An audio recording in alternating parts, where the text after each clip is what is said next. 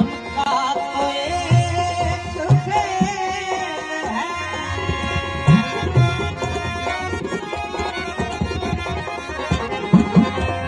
शीशा दिल को तोड़ना उनका तो एक खेल है।